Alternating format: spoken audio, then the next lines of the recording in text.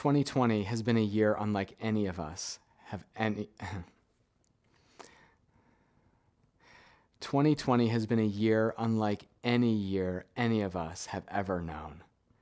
We were unable to worship, to grieve, to celebrate, to learn, to greet one another, to plan our lives in forms that were familiar, comfortable, or settled. We asked, where is God in all of this? And we searched and sought and prayed and preached and asked and adjusted and wondered and watched and waited. This is all another way of saying we walked by faith this year. We learned very uncomfortably this year that the world doesn't run on our terms, and perhaps even more uncomfortable, God doesn't work in the ways we often think God should work. We have been faced with an essential choice that has popped up in many different disguises. Will we run away, deny, avoid, or try to bend all of this to fit our assumptions, our stories, and our wisdom? Or will we take some breaths, settle ourselves in grace, and engage with the world, with God, and with ourselves as they are and as we are? Perhaps what is hard for us to come to terms with is that even as we are used to living in a time and place where there are myriad options and opportunities, we are stuck with one God. We get to choose whether to trust that one God, whether to follow that God's path, or whether to try to concoct other gods and follow paths of our own making. But in the end, there is one God. Tonight, we see clearly in the story of Christmas just what kind of God we are stuck with. We are stuck with a God who shows up in a manger. We are stuck with a God who declares and enacts the fall of empires and kings through a teenage girl. We are stuck with a God who gives the first glimpse of divinity in human skin to colonized peasants, homely animals, and lowly shepherds. We are stuck with a God who embraces us in our vulnerability and struggle instead of takes them away with a snap of the fingers.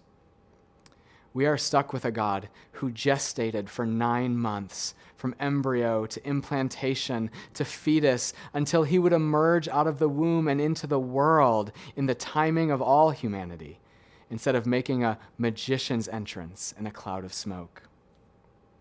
We are stuck with a God who cries as a baby and nurses on his mother's breast, and weeps over a deceased friend, and bleeds until he dies in love for all people.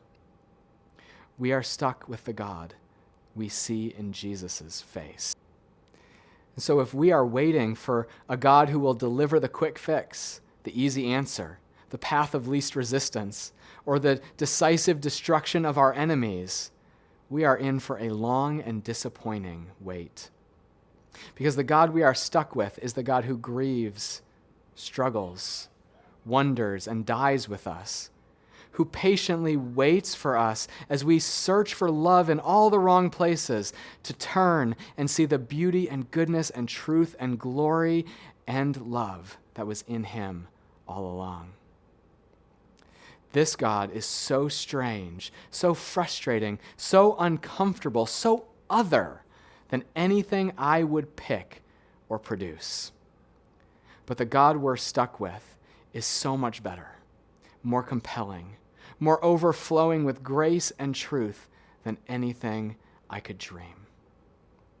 If you're like us, in my family, you've spent a lot less time in the church building this year, and way more time here in your homes, maybe even out in nature. We've all spent more time in our questions and discomforts this year. And even though the calendar will soon say 2021, and a vaccine is being distributed as we speak, our questions about what it means to be human, the struggles that we face connecting in love with one another, the work we have to combat poverty, racism, and violence in our society, none of these will magically go away just because we open a new calendar. That's not how God works. This Christmas, maybe we will have just a little more space, a little more time, and even a little more desperation to start where all truly human and redemptive journeys must begin, bowed at the manger, bearing witness to a God who does things infinitely different than we are used to doing them, learning to be the small, weak, vulnerable human beings that we are in the scope of time-space, and that God was not afraid to become out of love for us. We start here with no entitlement, no agenda, no dreams other than the one who is renewing the world through humble, self-giving love. Love that draws near and walks with. This is the God we are stuck with. The God of the manger, the God of the broken body and shed blood, the God of the table, the God of the cross, and the God of resurrection, liberation, and new creation. We can keep trying to adjust our God settings to fit our design sensibilities, or we can embrace and bow to the one we are stuck with, the God we see in Jesus' face, the God who is